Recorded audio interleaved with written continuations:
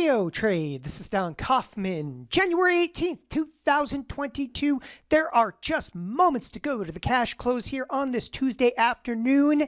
Let's state the obvious. S&Ps are off by the tune of almost 2%. The Nasdaq off by about 2.5%. The Russell getting slammed a 3%, or what we would term here statistically significant move.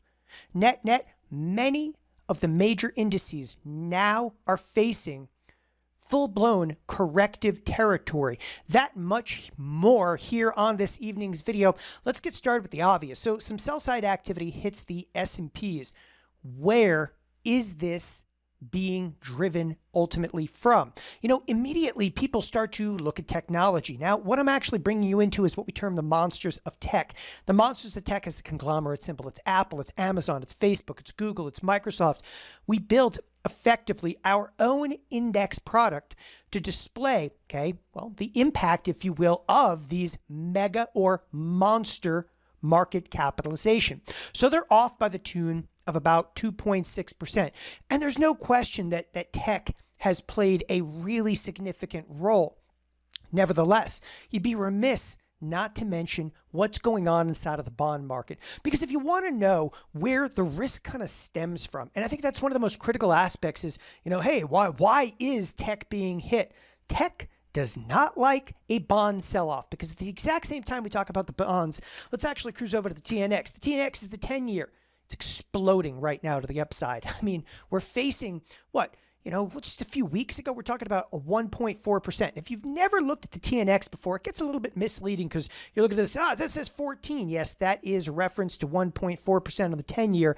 Yeah, we're now looking at 1.865 on the 10-year. That, people, is absolutely devastating right now to the tech world. And again, as we come into the close, it can't sound this bell fast enough because there is some just wicked sell side activity everywhere you look on the screen.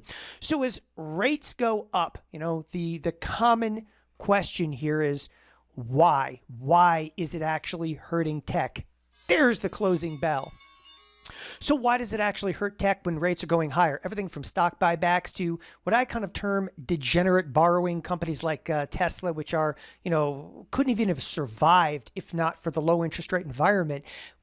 All of this hurts effectively the tech model. Even, stocks such as Microsoft, which you kind of think, this is impervious. Yeah, but does it make a good story to do stock buybacks in a rising interest rate environment? Of course not. So you start to lose a little bit of favor to, again, some of the monsters of tech. Nevertheless, a lot of that sell side activity, though, in tech stems specifically from, of course, the bond market, the note market selling off. On the other hand, what changed today? Financials. All right, so financials, huge hit. This is actually the second consecutive day in a row that the financials have been down and down big. Now, this, a lot of people are going to point fingers. It started with Goldman Sachs and their earnings announcements. I would push that aside. It started well before Goldman Sachs. And, you could look at JP Morgan last week. Nevertheless, the financials, they were ripe for the plucking. Why? Look at the explosive move to the upside. And the explosive move that you saw to the upside specific to the financials, right? That explosive move corresponds to rising interest rates. Of course, financials love when interest rates are higher. But sooner or later, what goes on in the marketplace, is, rates are already priced in now to the financials, and rising rates are priced in.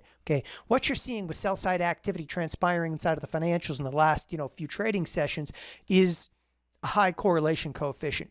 Sooner or later, you're not just going to have financials continue to run to the upside where tech is getting hit. The correlation coefficient really picks up. I'm going to bring that up here again momentarily. However, at the exact same time, you are still seeing energy run to the upside. Now, we would have fully anticipated that the energy sector itself, and when I'm talking about the energy sector, let's differentiate. Energy sector. What does that mean? That means like your Exxon Mobils, your ConocoPhillips, that these underlyings would actually decouple, if you will, from oil. So oil is up another $2 today. And again, I'm shaking my head looking at that one because it's, again, a shocking number to actually see oil continuing the rip to the upside. Nevertheless, we would have expected energy to completely decouple and actually see some sell side activity. And that typically transpires, again, in heavier bouts of correlation. So with that, let's actually bring you, though, specifically to what is now a heavily correlated marketplace. This is the S&P 100. I was talking about this specifically on the weekend update. I'll bring that up here in just a moment, but this is the S&P 100. The advanced decline line, it's fairly dire. But you know what? You look at this and you're like, wow, there's 12 other things they could have sold. Yeah, those 12 other things, okay? Consequently, well, those are what? All right, those are going to be many of your energy stocks, right? So some of the energy stocks, they've got mild biz. This one happens to be ConocoPhillips. If you look down below, this is going to be ExxonMobil. Everywhere you look, all right, if you're pretty much bid up right now, you're in some type of defensive and or energy sector. But with 12 underlyings up, they pretty much hit everything over there. The correlation coefficient just took off. And again, I want to make this point because on the scratch pad over here, I want to remind everybody on the weekend update, I was talking about the volatility roller coaster kind of just kicking off, if you will, and some of the levels of critical concern, which I'm going to rehash here momentarily. Nevertheless, the risk factors hitting in the marketplace, one of the clear risk factors was lack of correlation. Well, check that one off, okay? Bonds selling off and rates rising. Well, check that one off. Oil prices. Yeah, that one hit too. I mean, we hit basically on all, risk factors hitting the marketplace specifically after we were just discussing this. Now, before I go any further at this point, let's close that up for a second. I want to bring up the SPX because in a time like this with sell side activity, okay, you kind of feel like, there's nowhere to run to, nowhere to hide. But at the exact same time, it's critical, okay? You have got to have respect, okay, for where we are trading at this moment in time. So the S&P has just closed literally 4 minutes ago. What you're looking at here is the weekly expected move. And the reason that I bring this into scope, and I continually bring this into scope, is how incredibly efficient, okay, markets can effectively be. We are on the edge of the expected move. Now, the expected move, and again, I want to bring back up what I was discussing here on the weekend update. The expected move in this 4-day trading week was $85.74. Okay, to show you how efficient. I mean, that's what this line happens to be. Okay, that line that's drawn on your screen. This, okay, this is the central line. This is the lower edge. That is a lower edge of the expected move. These are precisely $85.74 apart. Look where we ended up today. I mean, it is, again, it's awe-inspiring when you see a $4,577 product tag a line, okay, that a monkey like me drew on the screen, subsequently on, Friday or Saturday morning. Okay. And I'm saying it's literally, if you could, kind of zoom in with me here, you are seeing that the marketplace literally closed on the edge of the expected move. And to me, that, okay, this is the biggest factor moving forward for Wednesday, Thursday, and Friday. Remember, we're in a shortened holiday week. And what is so critical is us literally hanging on to the edge of the expected move. Let's reiterate once again, the lower edge of that expected move. Okay, that trend line happens to be drawn specifically on roughly 45.77. Now, what do you have to be concerned about? I'll tell you exactly what you have to be concerned about: losing the edge of the expected. This is not our first rodeo with the expected move. All right, we saw it last week. We saw it the week before that. We were skirting the edge of the expected move. The week before that, we skirted the upper edge of the expected move. The week before that, we skirted the lower edge and the upper edge of the expected move. People, again, that's the efficiency of the marketplace. But, okay, let's actually break this down for a moment. This is where a marketplace that is incredibly efficient and goes literally, okay, $85.74. Again, you can't make that up. Is $85.74 is the close. $85.74, okay, is our expected move. How about that one? Is that accurate enough for you? Okay, on the penny, again, on a $4,500 product. Yeah, I tell you what, that is, again, it's kind of awe-inspiring. But here's actually the cause for concern. The cause for concern would be looking out to the Friday expiration. By the way, there's an AM settlement, a PM settlement. So the PM settlement is the one that's going to carry substantial risk. What I want to show you here, okay, is that the expected move for the entire week of trade was $85 and change. The irony is it's still $85. What changed? Volatility went up. Okay, this leaves us in an extraordinary and very precarious situation for the remainder of the week. You don't want to discount, the ability for a marketplace to rally. And again, I never want to discount that. However, we're starting to come very, very close, not only to the edge of the expected move because we're on it, but if we start to break a little bit lower, then we have to think about the S&P range. Now, this is something I talked about extensively on the weekend update. I want to reiterate for just a moment. Okay, we were talking about a pretty extensive volatility box that's kind of been in play. And this is something that, again, I'm just going to kind of draw a line across the screen here, albeit briefly, right at the 4,500 level. And let's make that a little bit more effective, the line that we're going to draw here, right across here at the 4,500 level. Okay, that is a place whereby, all right, we've seen us actually touch down once, twice, three times a lady. I mean, we touched down over here. We do look fairly bent on touching down to the 4,500, which could actually occur later this week.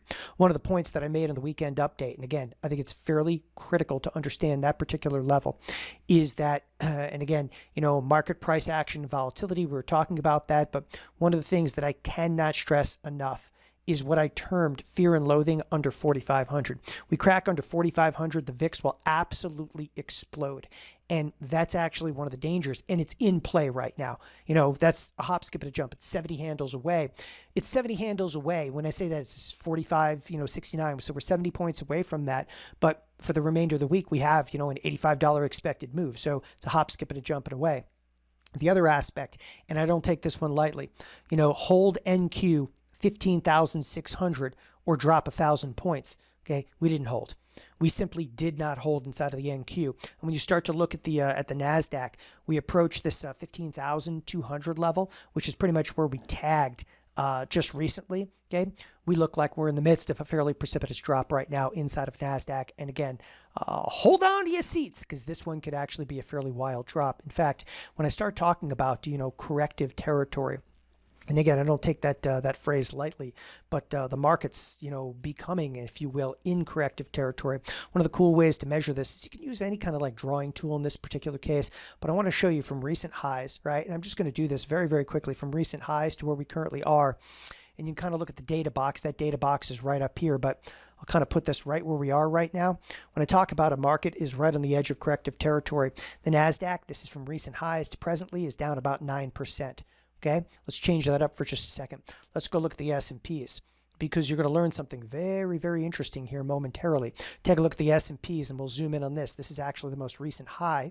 Okay, and again, to this recent high, we're going to go ahead and draw once again, and we'll look at our data points. What's actually corrective territory? Corrective territory is approximately 10%. Inside of the spiders, you're only down about 5%. Again, in the Nasdaq, we're down about 9%. So the Nasdaq is unequivocally approaching corrective territory. The reason that I bring this up, okay, is because the spiders would have significant catch up on that particular front. All right, so be forewarned. There's some products in here that are incredibly strong that would have to, well, sell off considerably for the spiders to also go into corrective territory. Then, last but definitely not least, bring up the IWM, and the IWM has just been devastated, okay, in the last couple of trading sessions. Nevertheless, okay, to display this once again, our drawing tool over here, this is from some of the recent highs to present times. The Nasdaq is actually facing very close to almost full bear market territory. So we're at a 15% corrective territory, specifically from recent highs to current lows. Again, I wanted to bring that up as the marketplace, as I said, approaches corrective territory. Now, you start looking at individual stocks, okay? Let's move away from a drawing tool over here, okay? And let's just bring up in terms of sheer magnitude on a percentage basis. This is a year-to-date percentage. Microsoft's already down close to 10% year-to-date basis. Okay, Apple approximately 6-7% year-to-date basis. Okay, the ones where it starts getting very interesting though is areas like Facebook. Okay, Google, which down about 6%. All right, and again, we can go on and on over here. We start looking at products like, NVIDIA, which have been one of the leaders of the pack. All right, NVIDIA, again, on a year-to-date percentage is off approximately 14%. Pay attention. Why should you pay attention? Because you start looking at things like financials. Okay, financials were actually bid up on a year-to-date basis by the tune of almost 5.5%. Now they're flat on the year. Okay, taking a look at the energy sector. The energy sector, it's up 13%. Why am I even going here? Because in a marketplace that is on the verge of corrective territory. I think you should pay careful attention to which sectors are incredibly strong. And I've been just going after this, in terms of like the energy sector, but the financials, I cannot stress enough. All right. What is this? It's 2 days of sell side activity where this marketplace just got decimated. It dropped almost to the tune of, again, 5% in the last 2 trading sessions. Nevertheless, it's still incredibly strong on a relative basis versus, okay, the Nasdaq. I mean, the Nasdaq on the year-to-date percentage basis is down almost to the tune of 8%. What we need to see is some sector rotation. You need to sell effectively what's incredibly strong. What is strong? Again, financials, the energy sector is strong. You start to look at individual products in here, individual products. Now, granted, Caterpillar does have earnings coming up, but I look at it on a year-to-date basis, it's up still 11%. You start to fish out individual stocks. Yes, they have earnings. ExxonMobil up some 15%. It doesn't take very much to figure out that if the sell side activity is going to persist, these underlyings, and more specifically their sectors, are going to get hit. I'm trying to get you guys out in front of what is very likely to be a fairly significant sector rotation in, again, the coming days and coming weeks. Keep an eye, again, on the edge of that expected move inside of the SPX this week, people. I mean, it's just begun. I mean, today, again, it's just begun. It's a 4-day trading week. It's going to be a long week filled with a lot of volatility. I would actually look for a test into the 4,500 level. We're going to reassess from there. Thanks, everybody, for joining us here at TheoTrade. Have a wonderful evening. Bye-bye.